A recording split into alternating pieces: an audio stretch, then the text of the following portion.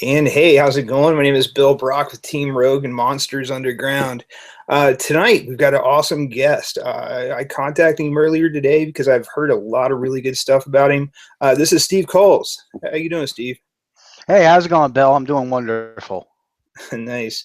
So, Steve, for myself, I really don't know that much about you, and a lot of the people out there watching probably don't know that much about you. Can you tell us about yourself and what you're kind of known for? Well, I got involved in Bigfoot research back in 1998, 99, right about that cusp. Um, and what I'm known for is I'm a former private investigator. I've been a professional investigator all my life. I've always been snooping and pooping on different things, and I love a good mystery.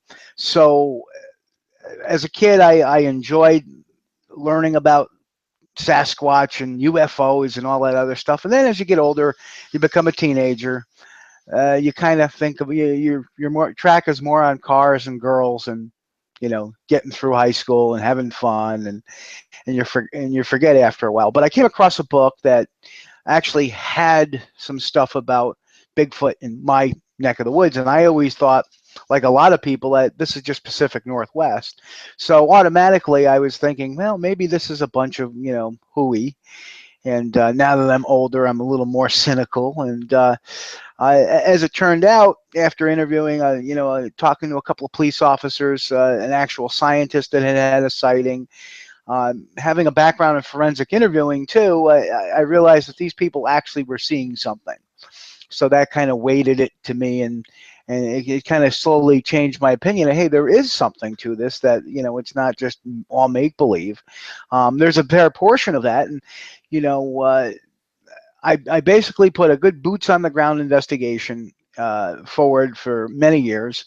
In 2006, I created SquatchDetective.com, and part of that thing is to, also debunk misidentifications, to debunk hoaxes, to, as well as, like I always said, find the hidden gems, because every once in a while you will find a hidden gem of evidence that makes you go, wow, it just defies all common sense and logic. So that's what I've really been known for. And back in from a period about 2006 to 2008, I kind of infiltrated myself into a group known as Searching for Bigfoot. They kind of invited me at first, and I kind of parlayed a little bit. Well, I'd love to go along. I'd love to be part of the team. And in 2006, I got to go on a couple of missions. Eventually, in 2007, they added me as a consultant, and I went around with them for about a period from September to about April. So it was a period of about 6 to 7, 8 months or so that I did. And in April of 2008, I said, well, that's enough. I've seen enough. I've gotten enough intel that, all right, I'm going to sit back and digest it, and perhaps by the next year come out with some answers. And then all of a sudden, this guy by the name of Rick Dyer and Matt Witten came along, and it kind of thrust me back into all the madness once again. All right, And so the people at home that don't really know about Rick Dyer is a guy that put a hoax together in 2008. He basically took a suit, stuffed it full of different kinds of organs and whatnot, threw it in a freezer, called the news reporters, and the news reporters came out, videoed this thing, said it was a real Bigfoot. And I guess that's kind of where you come in, right, Steve? well, yeah, I had originally I've done since 2006, September 2006. I've done my own little podcast. We were on Blog Talk Radio for many, many years, and I'll do the shameless plug now. We're on Beyond Borders Paranormal, and And where can well, people watch that, man, before we move on too far? that's it. We're on Sunday nights at 10 p.m. on SquatchDetectiveRadio.com. If you go to SquatchDetectiveRadio.com, there's links to get that put you right in the chat room, right into the listen live. So, and it's we actually had our debut yesterday. It was a lot of fun. But enough of the shameless plug. I love talking about this story. It's a very good story of intrigue. So I had Dyer come on the show, and the funny thing is, I talked to him earlier in the afternoon, and I was very skeptical, needless to say. And he came on my show, and he said a bunch of things. And the next day, and what he also mentioned was Tom Biscardi, and how he wanted Tom Biscardi in.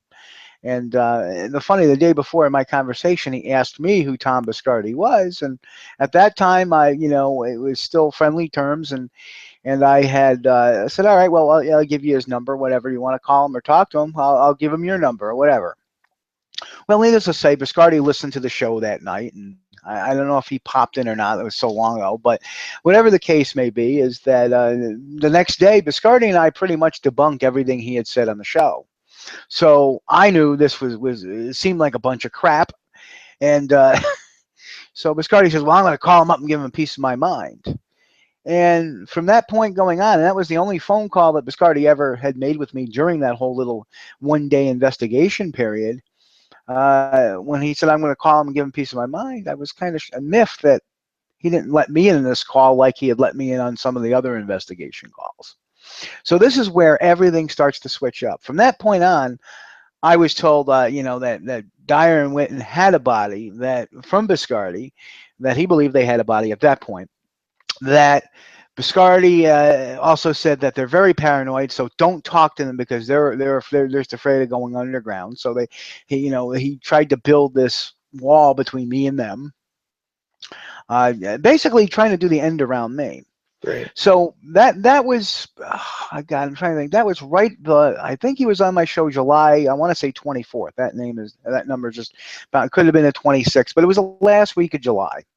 So eventually, what happened was Biscardi had planned to fly out there on August 1st to, meet with them, and he did. And he went out there and he wanted to put together an agreement between them. So what does he do? He calls me up because he's on the East Coast. He's got nobody on the West Coast that's up at 8, 9 o'clock in the morning.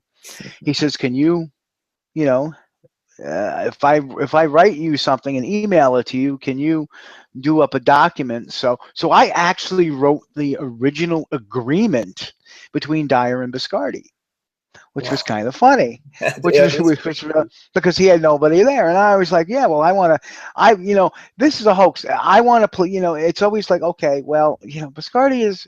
We're going to play this out and see what happens. And Biscardi was telling me that his train of thought was that if they sign the agreement, then then they're telling the truth. That was one of his watermarks.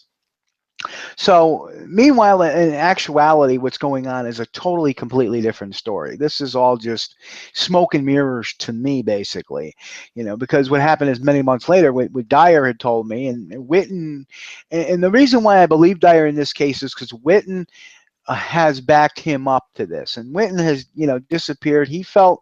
Witten is the only one that's ever really expressed remorse about the whole thing to me. He's like, I was a cop, and people started hating me, and I always thought they were get a laugh out of it, but they started hating me, and that just didn't feel good or feel right. Or so he was the only one that really expressed remorse. And when Dyer started his second hoax, and that'll be later on, Dyer expressed that, well, he's just trying to sell his cabbages. He likes getting a rise out of people, blah blah blah. So Witten confirmed everything Dyer had said, so that made me kind of feel good about it.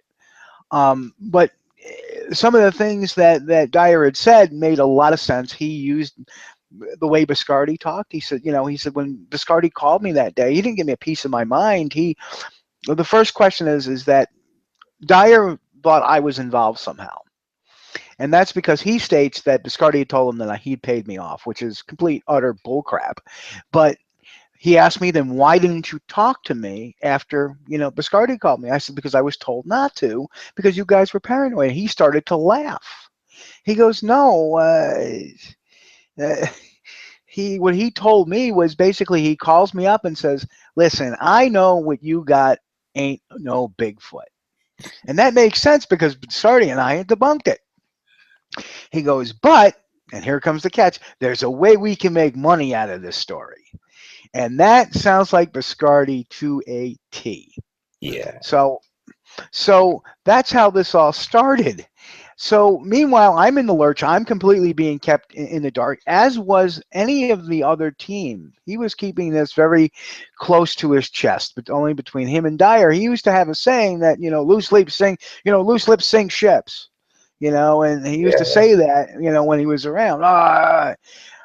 So I know Dyer. I mean, I know the guy, and I've talked to him a lot, and I personally don't really have a problem with him as a person. But when it comes to, like, putting Bigfoot bodies in freezers, that's a whole different story. But Listen, there's no doubt that, and I will say this personally, Rick Dyer, personally, even Tom Biscardi, if you take Bigfoot out of the equation, they're nice people. They're okay at times. They have their agendas. They have their sociopathic tendencies because you put them in this and they're monsters, right? But outside of it, they each have their nice qualities. I mean, there was times when I was waiting for a flight to go back to the East Coast, and Scotty was very nice. Hey, come on, let's take a, here we go. Let's go down to, when we were in Desert Palm, I was actually flying out of Palm Springs. Every Thursday they have this big festival in Palm Springs. He's like, yeah, come on, let's take a drive down there. We'll go around. We walked around and looked at booths, and we laughed at things and just had a good time. He was a person at that time. He wasn't, nothing. A totally different person, very calm demeanor, not grouchy, anything like that. But he's a Jekyll and Hyde, and I would say that I've seen Biscardi, and I'm no psychiatrist, but it's almost, to me, it looks bipolar. One day he's like this, the other day he's like this, and yeah, I don't know Biscardi. I really don't know that dude. That was hoax. Yeah. Man. That was a crazy time, and that was a crazy thing to get all wrapped up in. Like that went national. That was national news. Like that got a ton of attention, and Rick Dyer to this day says that made him more money and got him more fame than anything he could have ever done. But let me ask you this question and say, Rick talks a good game, and I understand that, and Rick's going to say, oh, Kohls, I this is what I perceive it. What money? He got 50. He got 50 large, the name of my book, by the way, about this whole thing. He got 50 large from a Biscardi investor. And because that got thrown in there last minute. And I guess my whole thing is, well, all right, maybe Morgan Matthews paid him some money to be there, but I don't see, oodles and, I don't see a lot of riches. I mean, let's face it, we've all done TV, and by any means that, for the most part, it's if you're doing it on a regular and consistent basis, it's not a bad gig. But to do it sporadically, it just doesn't pay. No, I mean, I have it's a few dollars. Yeah, exactly. I'm the host of a show, and I am not rich. Like, I am poor. Yeah. You got to put your work in. It's reality TV, and the budgets are not. Sure. But yeah, none of us are getting rich doing this. He did make some money, and he saw that. He saw he made some money, and he kept hoaxing. He just had another hoax, and that brings me to one of his investors. Man, he ended up getting a pretty cool investor with Jimmy Smith. I don't know exactly what's going on there, but I love Jimmy Smith. He's the coolest dude ever. And I don't know how Rick Dyer ended up like hooking up with Jimmy, but well. My thing is, if somebody wants to invest money and they want to actually get real research done, then they should go to somebody out in the field that is reputable and has that. Yeah. If they're looking for the P.T. Barnum sideshow, there's people that can do that too. And I've kind of taken to the effect now that, there's enough people out there now that know Dyer and what he likes to do. And some people find humor in it now. I kind of chuckle at it sometimes too. Yeah, he just a couple of years a little while ago, man. Like you caught me listening to it when you popped in, and I was sitting there like, "What is this guy about to do?" And he's saying, "Oh, I'm going to shake up the Bigfoot world," and I guarantee you he ends up like communicating with the Bigfoot in some kind of weird Bigfoot language. And you know what that sounds like to me, Buston? The whole Soha area, because through what I've learned is that when Mr. Dyer went out to the Pac Northwest and met up with Mr. Smeha, that was their whole intention, was to go try to find the Soha area. And that's probably why now he's talking to the Bigfoot. And this actually might be quite humorous to watch.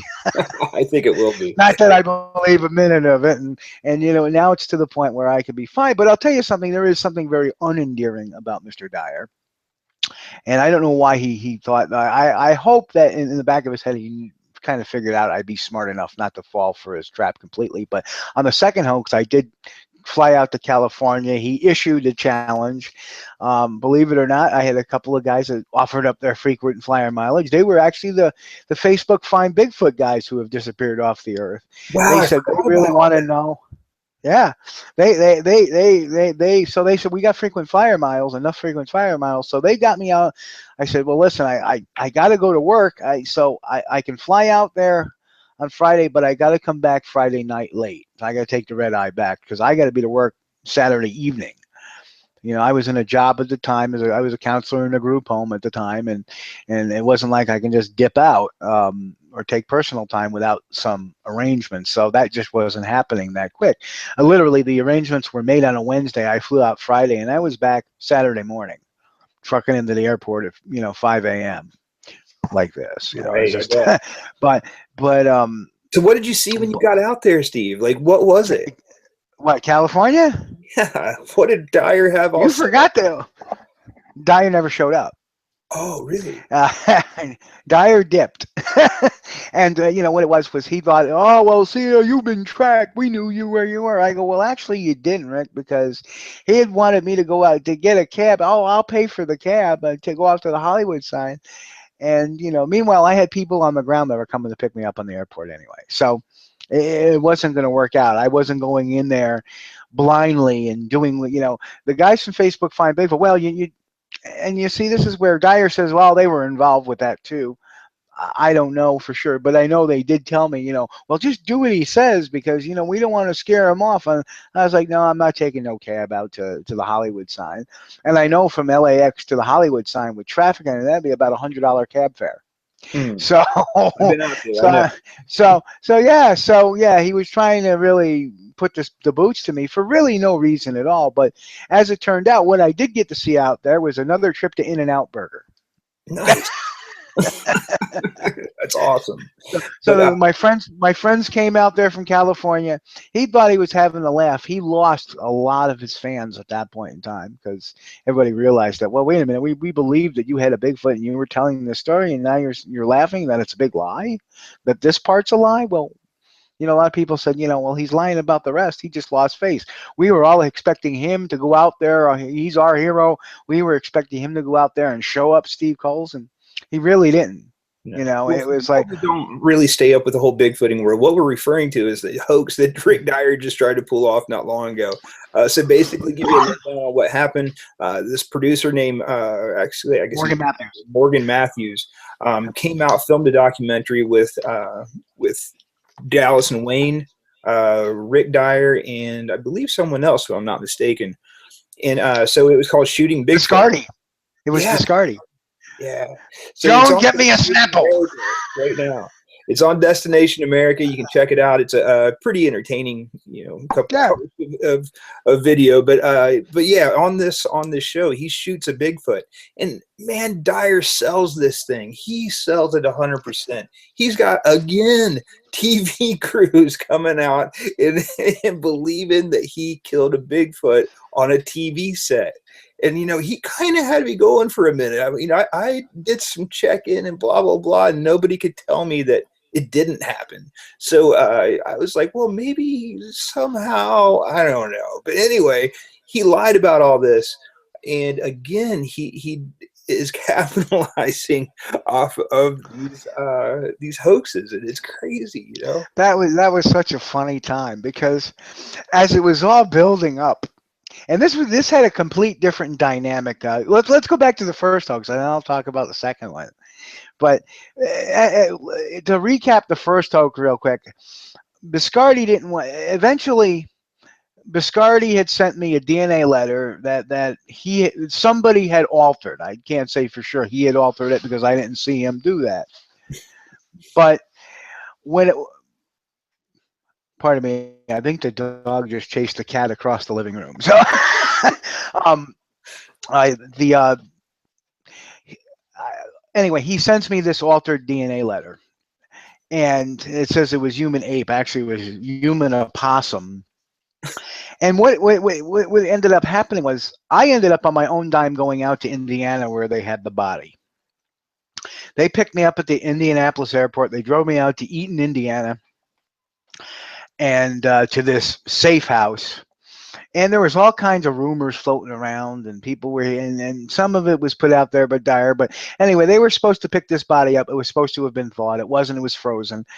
On the second trip out, when Biscardi a week earlier had gone out to Atlanta, um, the day before is when Rick actually bought the freezer. And I know that because Rick and I went and got the receipt when I did my investigation. So there is no way you can freeze. And I think the freezer was a 24 cubic foot. It would take 150 gallons of water by formula. And you just can't freeze that in that kind of freezer within 8 hours. You can't even freeze it within 4. It takes about 72 hours even to freeze that type amount of water. So Biscardi claiming that it was all frozen, and even in the pictures you see in the background, you can tell that they had dumped ice on top of it.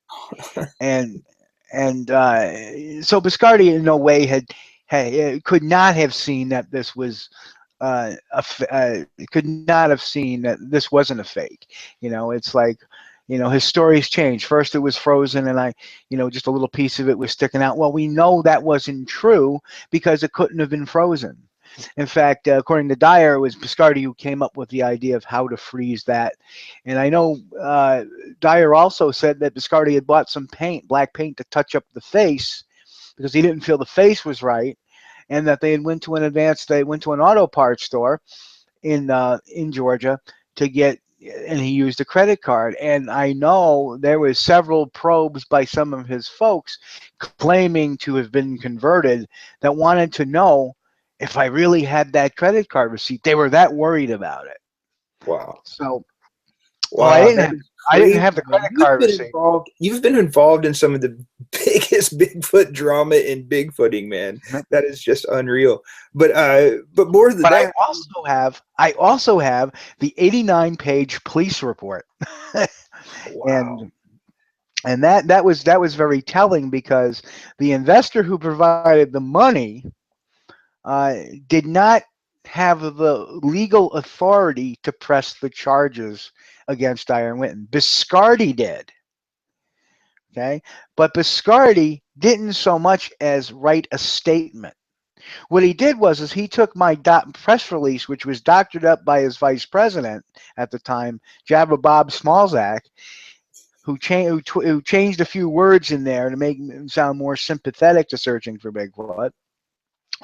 Well, anyway, what happened was the only thing that Biscardi had ever sent to the police was just my statement stating opinion, a lot of it, and what happened in Indiana, and said this is what happened. And that's what he submitted as a statement. Nothing about his 2 trips out to Georgia, nothing about his contracts, nothing. Wow. So it was kind of funny that, and when so number one, Biscardi said that Let agreed to pay for the body, and if it was fake, that he would have to eat it, basically eat the money. But if it was real, he would pay him some money. Bill Lett said, no, I loaned him the money. He was supposed to repay me within 90 days. So the police believed that story. So that meant Biscardi was the one who had to press the charges, which of course he never did. He also claimed a year later in I believe it was the Sacramento Bee, because I talked to a reporter, that he was going to sue Whitten and Dyer for the $50,000 back and whatnot. And that, of course, the reporter had asked me, and I said, well, give me a minute. And I got on my computer at the time and found the information that, well, there's no lawsuit filed in Clayton County, which is the county of residence where Dyer and Whitten were from at the time. So I knew from there that was just smoke and mirrors. So, here's a guy that has the power to criminally prosecute them or agree to sign a complaint, and he doesn't want to be bothered. As a matter of fact, when the suit went up for sale, and Joshua P. Warren was the one who actually put The that up suit? for. Hold on. But Rick Dyer sold the suit? No, No, Biscardi. Somebody has their volume up. Not me. Okay. All right, it's gone. Um, nope, it's not. So I don't know how I'm getting this. I'm getting a bounce. So we're Weird. having a little sound. Yeah. Um, okay, I think that's gone. Yep.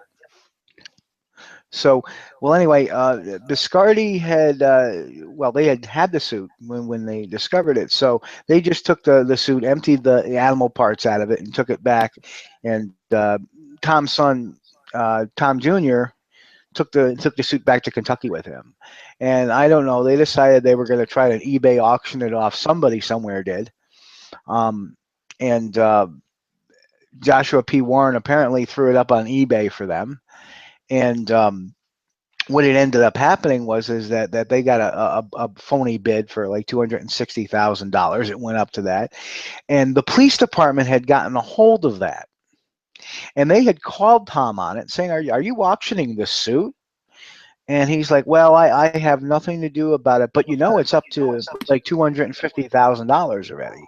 So they were like, if he didn't know nothing about it, he had working knowledge of it, and that's wow. I am getting an echo in this, almost like somebody's got it playing in the background. So, um, but because of that, that's when the case just got dropped. That was really like the last thing they talked about. Well, he had working knowledge of this auction, and then the next thing you know, turned over for DA for review, and that was that. That was the end. The DA wanted nothing to do with it. So that pretty much ended that. But while I was out in Indiana, what had happened was, and Tom's son was like, we sat up the night before. I flew in Friday at 4 o'clock, so I was in the air when this press conference was going on, and I knew nothing about the DNA turning out to be human opossum. So that was one thing I didn't know. I flew in. I start looking at some things, and we talk about it, and we decide that maybe we could, we wanted to set up security, so we took a watch on it because there was rumors flying all over the place. So the next morning, that night, TJ, Tom's son, and I sat up and listened to Coast to Coast with George Norrie. And they had a person on that said, "Hey, listen, I designed that suit. I know that suit. That's my suit." And TJ and I looked at each other, and TJ was mad, not at the guy. He was mad. He was brewing on something, but you could tell he was like, "Mm-hmm." And the next morning, we were taking watch, and I had the first watch, and I stayed up till about 2 o'clock in the morning, and eventually I turned around and it was time for me to relieve, and TJ was taking over from me, and let me just kill that for a second. um, That's all but right. yeah, But yeah, man, like so TJ got me up at like 5 a.m. He's like, "Come on." So he opens up the thing, and he sees that part of the hair is sticking out. It's thawed enough where part of the hair is sticking out. So he's like, F it. He goes, "We got a whole body full of hair." So he twists his hand around a tuft of the hair and he pulls it out and he hands it to me. He goes, "Is that real?" And I took a look at it. And at that time, Bob Schmalzbach had awoken, and we're looking at it, and I'm going, "It's not hair." I'm looking at it in a magnifying glass. It's very tubular. It's almost clear. To me, it looks like some sort of plastic acrylic. So the three of us are standing there, and then Bob and I, both at the same time, let's burn it and see what happens. Because hair would turn to ash, but acrylic would melt. And of course, we turned it and just curled up into a little plastic ball. So at that point, we knew it was a suit. So we threw a salamander in the back of this truck. Well, it got so hot in the back of the truck, we melted the insulation to the freezer. And wow, we got enough to chip out, and I actually went in there and pulled in a rubber foot. And it's kind of funny because you see a lot of video of, poking in the ice and somebody pulling on a rubber foot. That was my hand. in actuality. So when you see those little clips here and there, that's actually my hands in the freezer in a couple of instances. So yeah, so that kind of thing. So what's Biscardi's first reaction is, well, I'm going to go down there and talk to them, because they were staying in California after the press conference. So this is more of the charade. Of course, again, here we are in a situation where the only one with those two is Biscardi by himself. So the next thing you know, Biscardi calls up, well, this is what we're going to do. I think we should all sign non-disclosure agreements, say the public pressure was too great for the boys. They'll take their body back and we'll never talk about it again. And I'm like, no. He went around the room and everybody was like, let me say this. There was J.C. Johnson and Leonard Dan were there as hired Oh, wait a hands. minute. J.C. Johnson was there too? I didn't know he was involved in all In this. India, yep. Well, he actually went off property with Bill Latt, the investor, and Leonard Dan.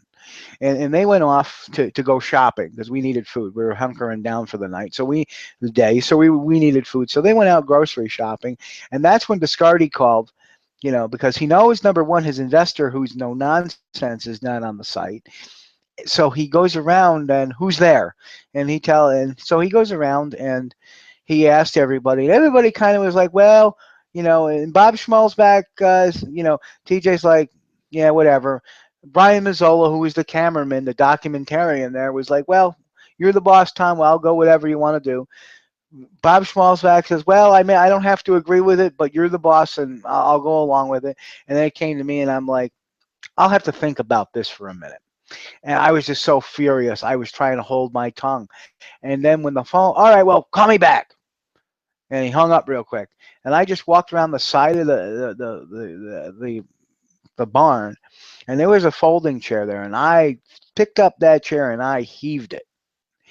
And they were like, what's the matter, Steve? Why don't you come over here and sit and talk with us? I go, there's nothing to effing talk about. I am not effing covering up a hoax with another hoax. Sorry, ain't effing happening. And they're like, okay, no problem. We'll call him back and tell him that. That's all. It's not a big deal. I thought I was going to face opposition from those guys, but they were like, no.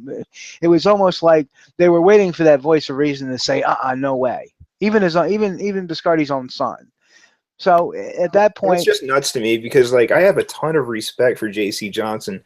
He's a cool guy, and and JC was not part of that. You understand? JC was just, hey, listen, he was unemployed at the time. Hey, listen, you want to come along? Maybe, I'll pay. And none of those guys got paid for that at all. They all volunteered. They spent their own time doing this, and they, it was no different than me being a consultant on a team for a while. It's like, hey, I'm out here doing Bigfooting. I mean, as most 99% of the time, the old man wasn't there, so there was no shenanigans. It was all straight shooting. This is baloney. Let's move on to the next. So what happened is they called Tom back, and Tom's like, hears it, and you hear him sigh. He's like, okay, whatever, I'll figure it out. And he hangs up. Now I've just thrown their plan together, because what their plan actually was, and Biscardi had told me that ramping up that, oh yeah, I got a team from Fox News coming out there to videotape the scientists coming in for the autopsy. But he could never tell me who the scientists were. And in fact, he even made a comment that these people did the special on the alien autopsy. Oh, big flag. Well, when I talked to Dyer, I said, Dyer, what was the end game? Because really, what was the end game in it? The end game was producing an alien autopsy video similar, or a Bigfoot autopsy video similar to the alien autopsy. So by us signing non-disclosure agreements, he could have had that film crew in, do the bullshit, pardon the French, the bullshit thing, put the film out, but we're under agreement now not to say nothing. You see? But I was there, and I foiled the whole thing. And Witten to this day says the biggest mistake in that whole plot was Biscardi letting me show up there. But in truth, when J.C. Johnson came back and Leonard Dan came back, I had sidebarred with them because I was close with those guys. I had known them before I had known, Biscardi. And I talked to them, and they were irate. And they said, well, brother, they said, even if you weren't there, we wouldn't have let it happen either. We just wouldn't have stood for that. So yeah, I didn't think so, man. I didn't think that no, J.C. Johnson no, would let that stuff happen, man. no. He's a He's straight got shooter. interesting views on Bigfoot, but he's an honest dude. I trust him. And Right, exactly. And he's also a very big man of God. If you ever know him, he's a very religious person, and he's one of those guys that I wouldn't worry about my back. Having my back on things. If I was out in the field, I know he'd be there. Watching my six. As was Leonard. You probably never met Leonard Dan. He's a phenomenal, very 70-something-year-old Native American elder in the Navajo tribe, or the Dene as they call themselves. Just a phenomenal guy. I mean, I've never seen a guy outwalk a truck on doing four-wheeling. that's Here's funny, a man. 70-something-year-old guy. He's walking, beating the truck up the hill. That's Yeah, crazy. So, yeah, all right. So, Steve, you've been involved with some of the craziest friggin' yep. hoaxes in Bigfooting, but have you really done real research, man? Have you ever really got out there and like boots on Absolutely, the absolutely, ground, really look for absolutely. Sasquatch? There's a few pieces of evidence that I've had the fortune of coming across. One was the New York baby video. It's been featured on Finding Bigfoot. That actually came to me first out of everybody, and I still retain my association with the BFRO. It's I make no bones about that. Um, people ask me all the time about the shows, and like I said, there's production value, and Bill, you obviously know that there's times that it's rush, rush, rush, and I'll tell you you got right now. I love TV, but don't believe anything you see on it. I yeah, mean, anything. I it's don't care tough. where It's it comes tough. from. TV is a story and entertainment. The Yeah, real stuff happens on YouTube. We, as Bigfoot researchers and cryptozoologists, have control over what we're doing on YouTube. We don't yep, have anyone telling us anything, yep, and that's why I like yep, YouTube. That's why I established Team Rogue, is because yep, I wanted to get out and actually do this stuff. I yep. wanted to get out and actually find out whether this thing exists, find out if other Yep. cryptids exist, and be able to do it on my terms, not on Yep. like a 3-day force schedule where even if you did run Yeah, into some kind of real evidence, you only you have gotta like go. Yeah. 3 days, you know? That was, that's the real big thing with, like Monster Quest. Monster Quest had like a 3 to 4 day. One of the best documentaries I was on was The Truth Behind the Loch Ness Monster. They had a 23-day shoot. So the budget for that was phenomenal. I was there for 9 days. So Yeah, we that's spent the longest shoot ever. I've never even heard of a shoot that long for a show. we probably spent a good 30 hours on the water.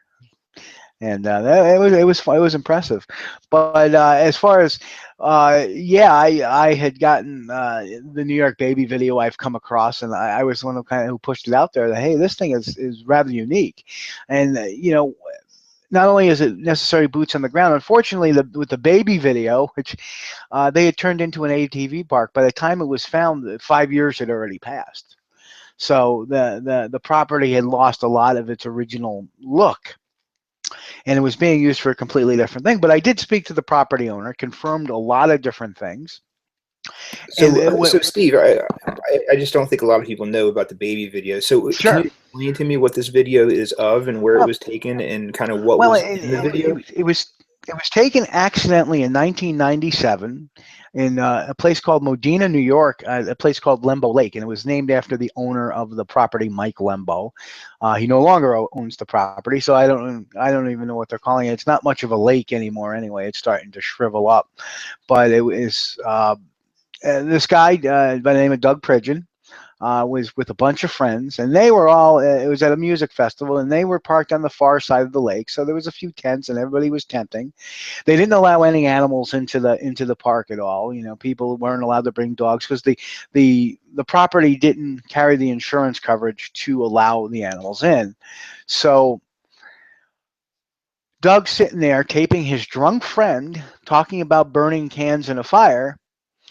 And Real as he's redneck. doing this, in the background, you say, well, Doug, it makes it even more strange. Doug's from New Jersey. He traveled up to New York to do this, and so he redneck not by any stretch. I guess he's a New Jersey redneck. Yeah, let's burn the cans, and great guy. And so all this is going on in the background, and you see this large figure, shadowy figure in the background, just kind of walk across, and as it's walking across, and mind you, this is after countless 100 hours plus of looking at this video frame by frame by frame.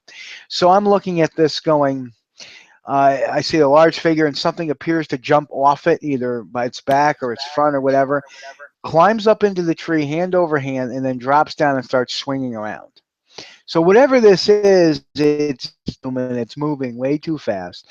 The shadowy figure in the background, well, we can't say what that is, but it's dark. It's completely dark. It's filmed at probably one of the worst possible times. It's dusk and it's against the light. So, there's a lot of contrast going on there. But you can definitely see this thing, moving around the tree. And then you can tell they're not paying attention. They're shooting the can, then he shoots out there and he's shooting the festival, and then the video is done.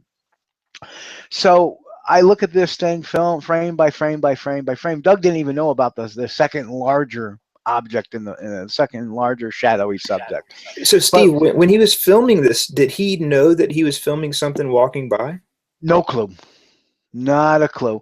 In fact, he didn't discover it until 2002 when they were looking through old home movies. And they popped it in, and they, what the hell is that thing? So they contacted at the time the BFRO, who one of the people down out of New York City, one of their people that actually was in New York City, kind of blew it off. Said, well, I talked to the guy. He seemed a little, a little off. Well, the guy was not off. He's just from New Jersey. So I talked to him. I got a completely different take. And, as an interview, I'm like, well, the bottom line is, it's okay. Story sounds good. Send me the video. So it took about a week. The video showed up. And I'm thinking to myself, oh, okay, this ought to be good. He sent me a diagram. I looked at the diagram. I put the diagram down. I popped it in. At the time, I had this huge 64-inch television. And it was one of those back old projection ones that came in the back, but it was huge. Turned off all the lights in the living room. I plop it in and raised the contrast up so I can see the background. And I was like, my jaw dropped. I was like, what the hell am I looking at? Yeah. So if you look at the common sense, and when I do a lot of presentations, and I like showing this, and the other piece of evidence I like showing is the Vermont trail cam photo. But what I like doing is taking the common sense approach. So let's look at common sense. Okay, well, if it's not Bigfoot, what could it be? Well, it'd be a monkey. Yeah, you can see it swinging around a tree, so it's got to be a monkey. Right? That's the only thing that really it would make sense. I don't think it'd be a cat swinging around the tree like that, because you see it swing back and forth in between two trees. So, okay, it's a monkey. Well, let's look at the common sense things. In New York State, it's illegal to own a primate unless you have a zookeeper's license. Number two would be they didn't allow any animals into the park, so you're breaking the law. Now you got to sneak this monkey into the park. But the third one, and probably the most strongest against this being somebody's pet monkey, is it's dusk. It's about 8:15 at night in May. I'm in this big, dense forest, because the whole area in Medina is near Plattekill, and it's in I forget which county, but they're just apple orchards everywhere and farms. It doesn't sound too smart just to let your monkey go up in a tree and play, because you're never going to get it down. So if you take the common it's sense never coming things, back, man. It's going to be like way exactly. You let your monkey out. Exactly. So you wouldn't do that. So none of this makes sense why it would even be a monkey. So no, I've seen that video. I've taken a really good look at it, and you're right. It does look like something just like jumps off of something's back and climbs up this tree and kind of just swings around, and it does look like a monkey. And yeah, I don't know, man. I'm really kind of a woodsy kind of guy. I spend a lot of time in the woods, and if I saw that video, I would have thought it was a monkey. But at the end of the day, man, raccoons can swing from tree to tree. That's the only other animal that I think could possibly do that. But whatever this was jumped off of something big, man. It didn't jump off of a raccoon. It jumped off of something that was. And the whole swinging back and forth, like. Yeah. And, Bobby Short, God rest her soul, had asked me one time, said, well, what makes you think that Bigfoot young would actually climb into a tree or do any of that? And I said, well, they're primates. And I do a lot of studies on primate behavior and stuff. And primate, as when we're all young, even us, that's why we have monkey bars. I mean, we like going in, and this is our exploratory time. That's why we climb a lot when we're young. And as we get older, we get less dexterous and we get heavier. So we tend to become more ground based, like the gorillas. But gorilla young will climb trees and frolic at will and by climbing things. So what makes to think that any other primate would be different?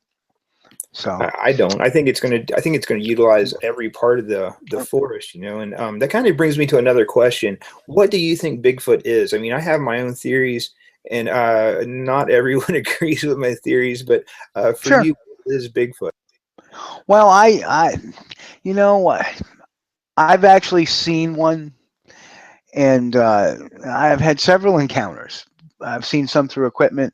I've seen one with my flashlight, and I've seen one under a very cloud-covered full moon type of night, but it was overcast.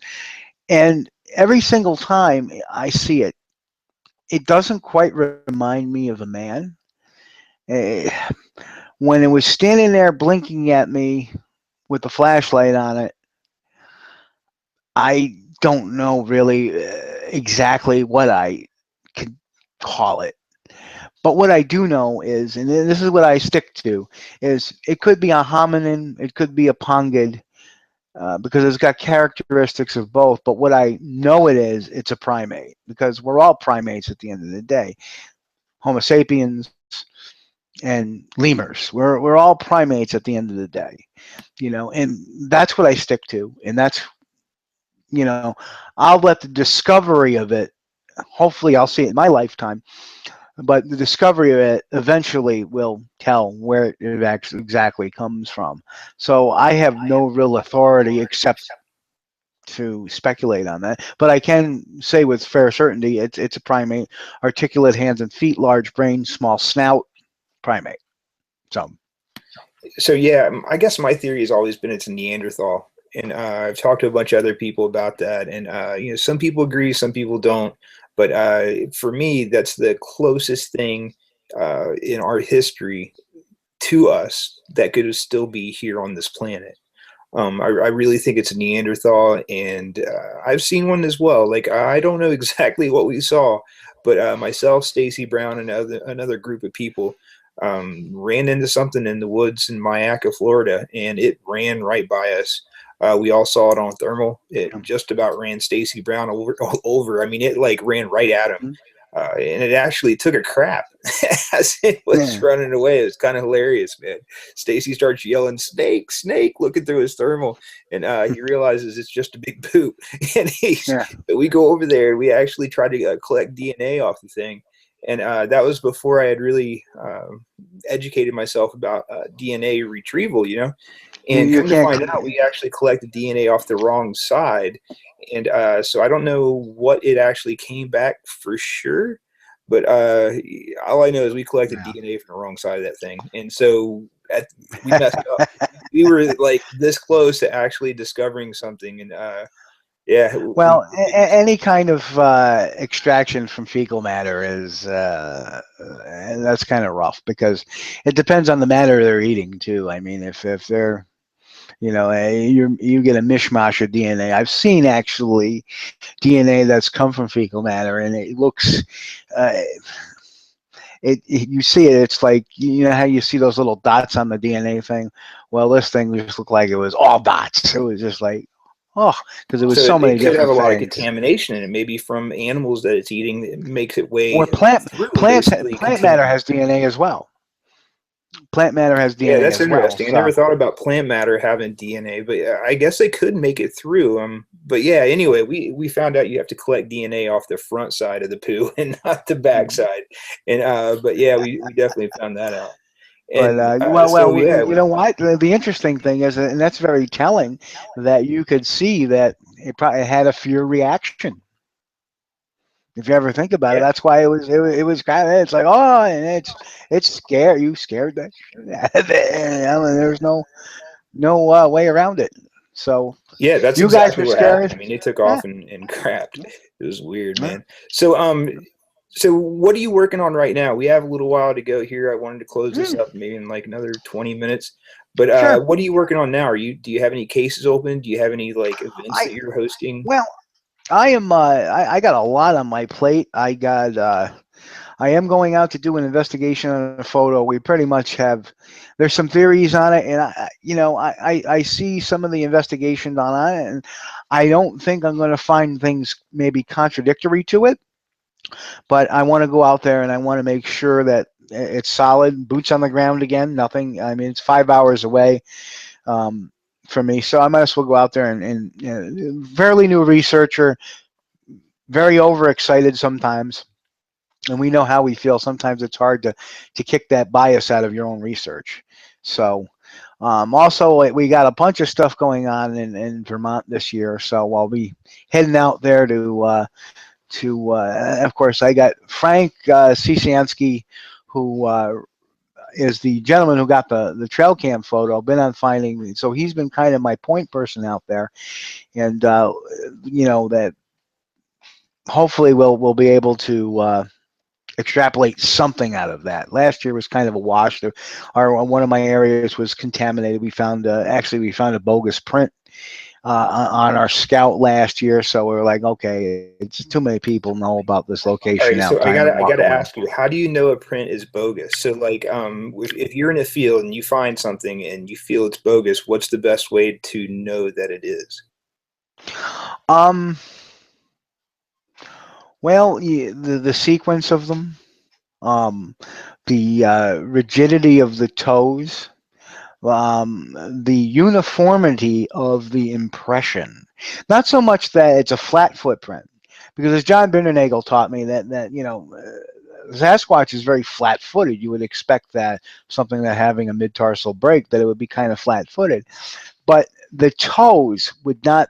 The toe impressions should have some sort of bevel to them. So because no matter how you look at it, once that toe hits and it springs up, it's going to have that bevel. And what happens is obviously somebody with a stamper, you don't get a bevel.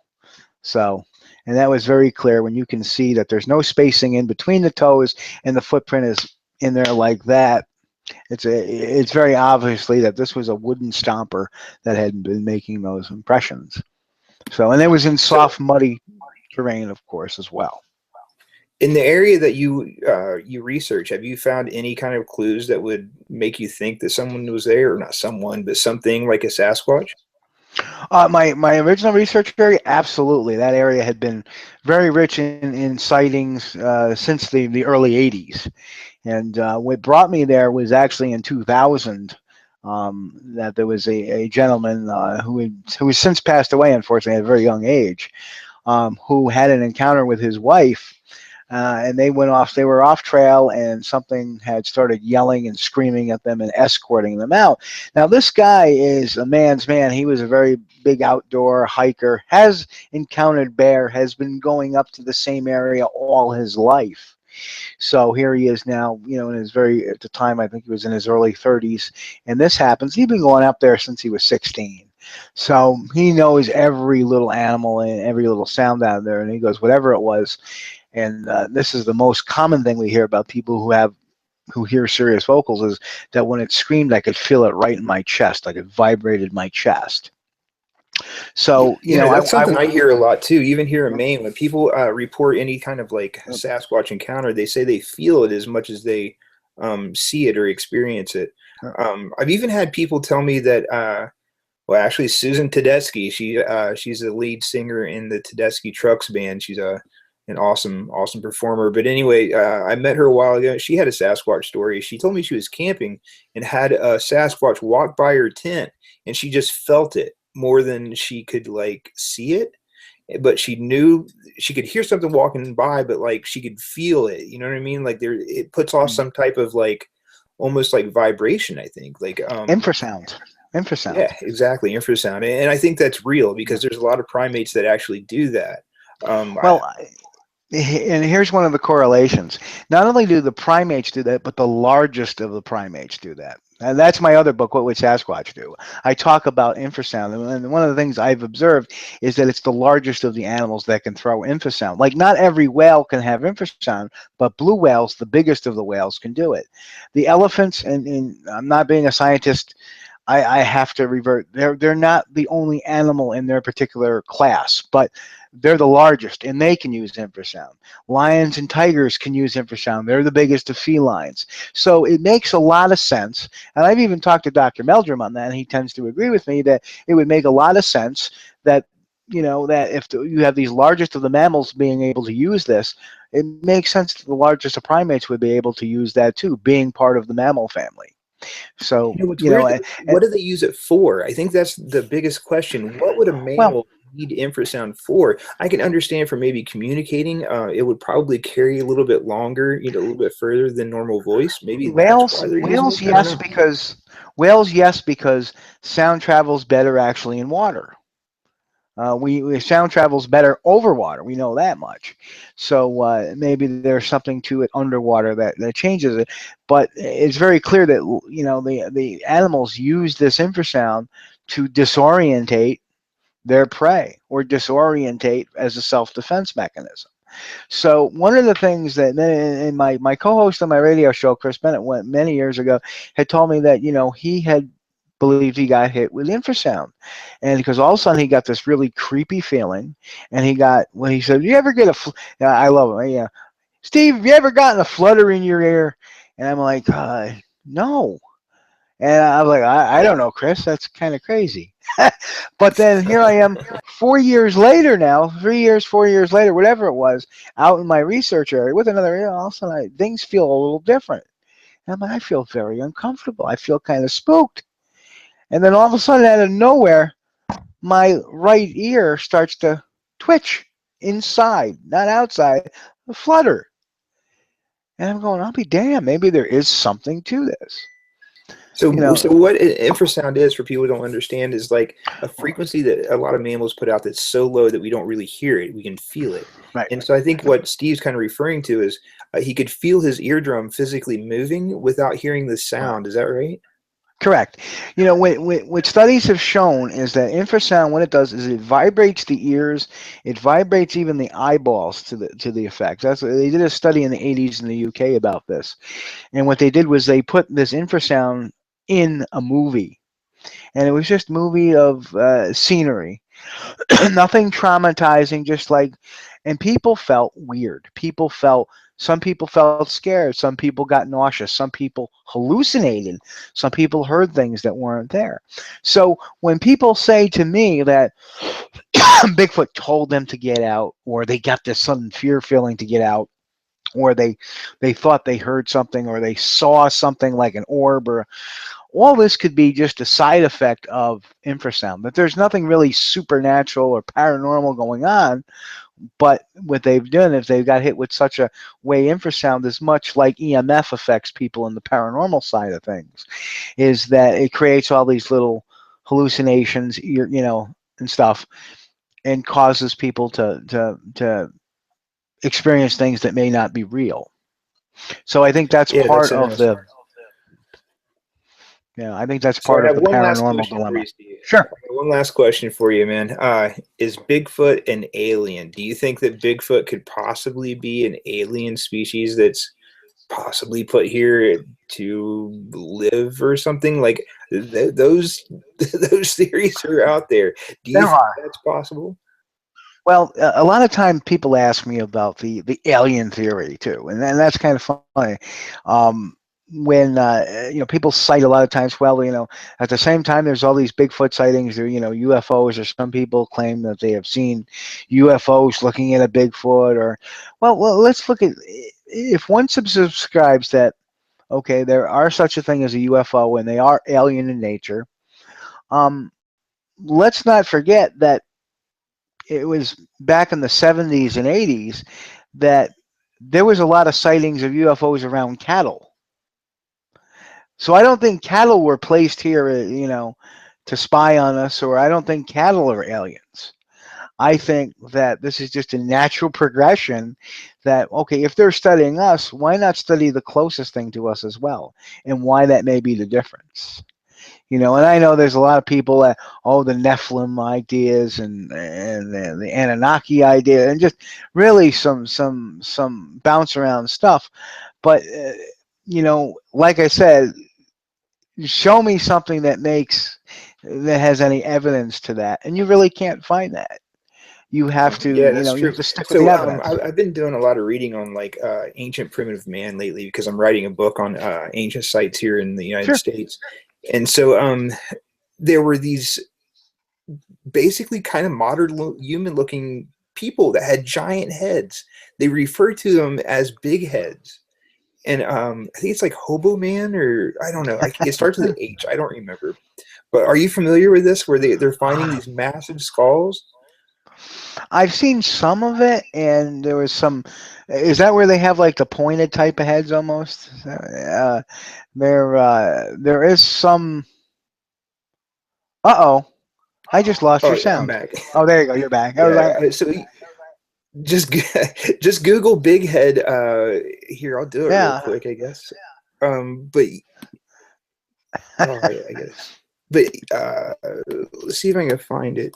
Big head uh, human. And see if it brings it up. Science is for people with big heads, blah, blah. I don't know. I'll have to like research it when I Yeah. have a little bit more time. But if you get a chance, check it out. They have a video on YouTube. It's like the 10 lost hominids or something is where I found it. But there's like 10 different hominids that have lived here on the planet simultaneously with modern humans.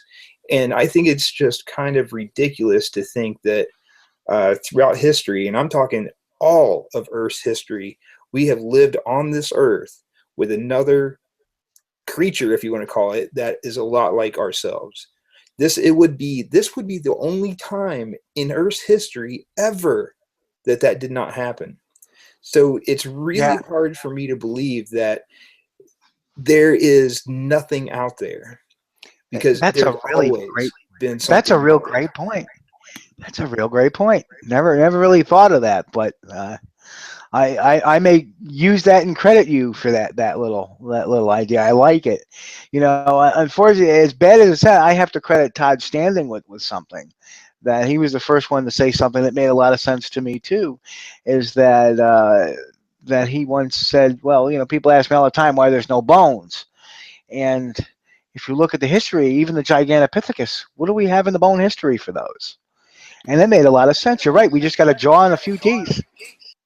Well, So what I tell people, and I really believe this, man. I believe that Bigfoot is a Neanderthal, and as a Neanderthal, these I'm going to call them people. These people ate each other. They were truly cannibals, man. They basically ate 98% meat. It was ridiculous. So what I think happens is I think that these things are cannibals. They basically use everything. I don't think they waste anything. The bones could be ground up. The bones could be used for tools.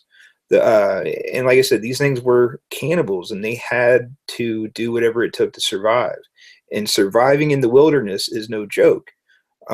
You're hungry, like yeah, you are hungry. And I believe that these things use every possibility to survive, and I think what they do is basically hide everything, and I tell people this as well. And if you can ever imagine a Neanderthal 35,000 years ago, when we were battling it, just like upset with each other.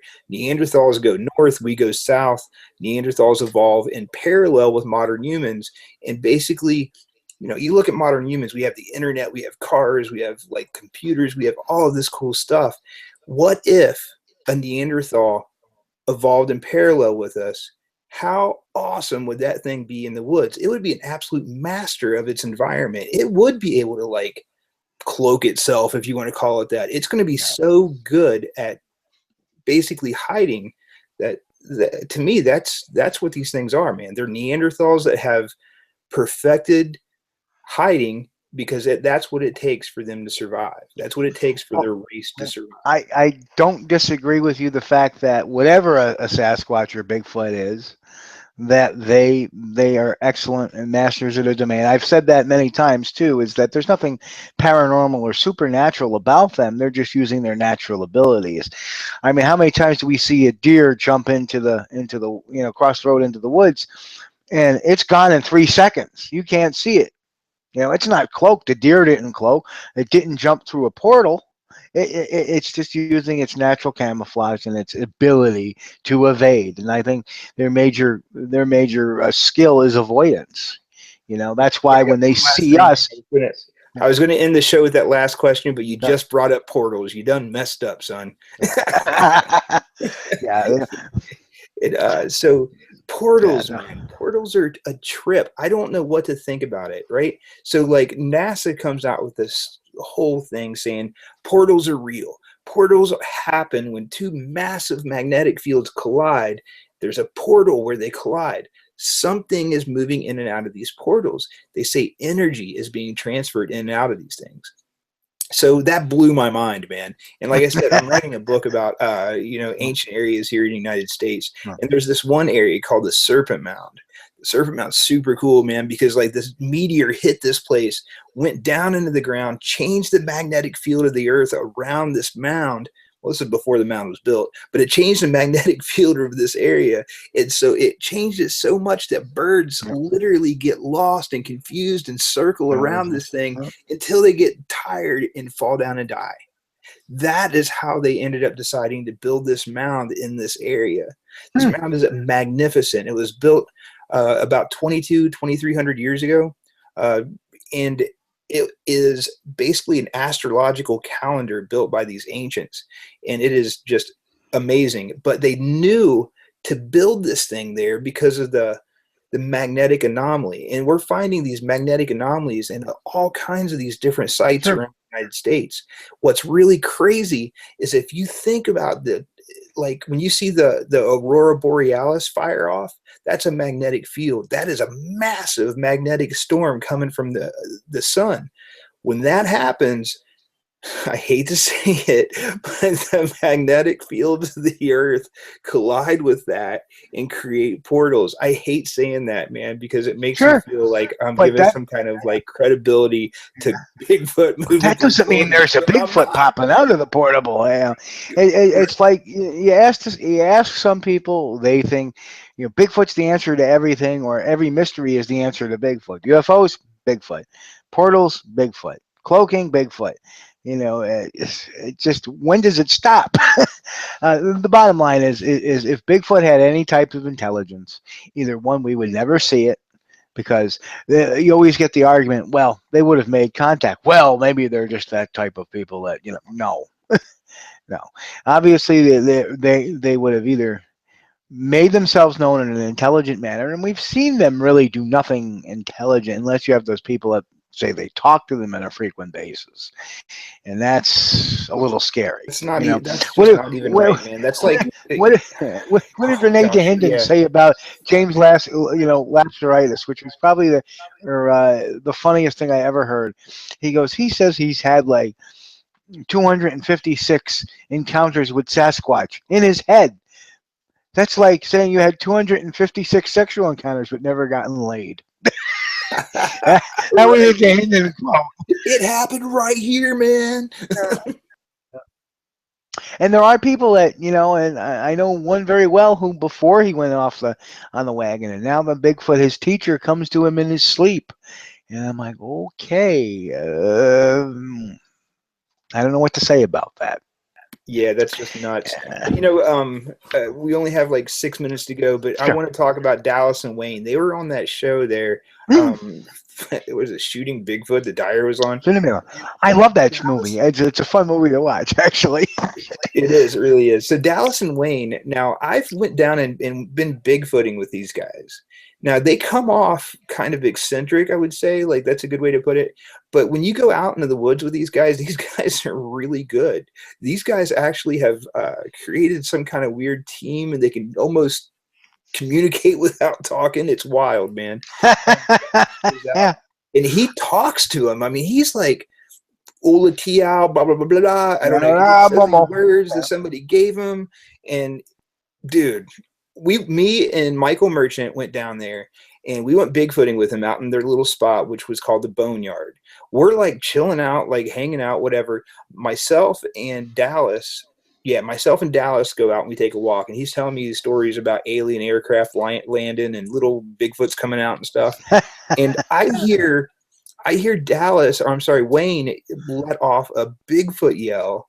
And I swear to you, Steve, I heard the same response, like on the knoll over from us. And something responded just exactly like what Wayne yelled. And it was either a trained coyote or another person out in the woods, or it was a Bigfoot.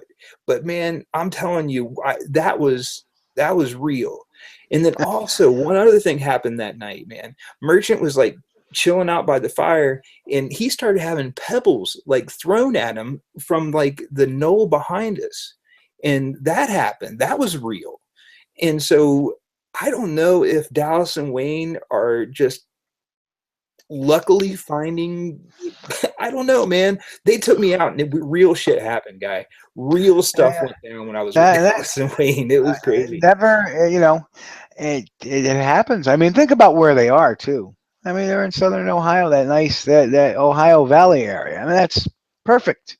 That's Squatch territory. So, yeah, I mean, who's to say? I mean, they've had some very interesting stuff over the years on film, and you know, to me, it's weird, but every once in a while they'll come up with something that'll make you go, hmm. And I Dallas and Wayne, to me, they're the sweetest people, and they seem like very sweet people. You know, they're like, almost in a childlike way. They're very kind people, because Dallas is a friend on Facebook. He's always saying, kind things to people. And I truly, people, I mean, when they got tied up with that whole Biscardi thing, and then people started calling him a hoaxer, you can see how, again, like I said, Biscardi can pull the strings, and you can see on the, he did that with Dallas and Wayne because he promised them money. He promised them money and support, and and gave him Dallas scratch. needed help. Dallas is he's older, man, and he needed a hand, and he needed to make a few bucks. And so he did some things I don't think he would normally do if he didn't need the money. But he's been lied to a lot by a lot of people, man. And that's the sad part of Bigfooting. People like take advantage of other people when they can. But I think people like myself and you, I try to like be a real researcher. I go out there and I'm really researching. I happen to be a member of the BFRO, so like I have access to their whole database, which is amazing. And so as do I. So I'm able to get the reports as soon as they come in from the BFRO website. And I call these people, man. I call all of them. I've talked to everyone that even seems legit on the BFRO website. And I've had some really, really cool leads from that website. Sadly enough, I haven't really got anything that is definite. The best thing that I've gotten off there was a Maine guide up north had been taking some people out moose hunting, I believe, and found a trackway, and he sent pictures of the trackway, and it was pretty legit. I mean, it was good, and that's the only thing that I've gotten off the BFR website that I would think that is good, But anyway, did you say that you were in the BFRO as well, or? Yep, absolutely. Yep, I covered I cover in New York. They needed somebody up here, so I was for a while. I left and I came back last year. So, the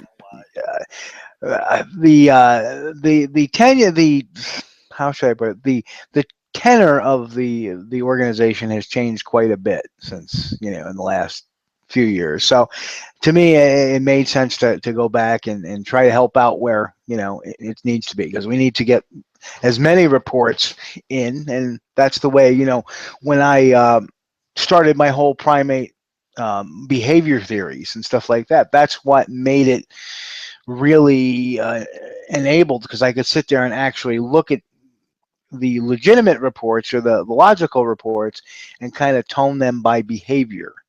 And that's how I kind of gauge. I don't go by necessarily the class A, class B stuff, but I look at the behavior of the creatures, and that will tell me exactly where in the primate habitat model where this may be, because some primate will act completely different in its territory versus in its home range. So Yeah, that totally makes sense, man.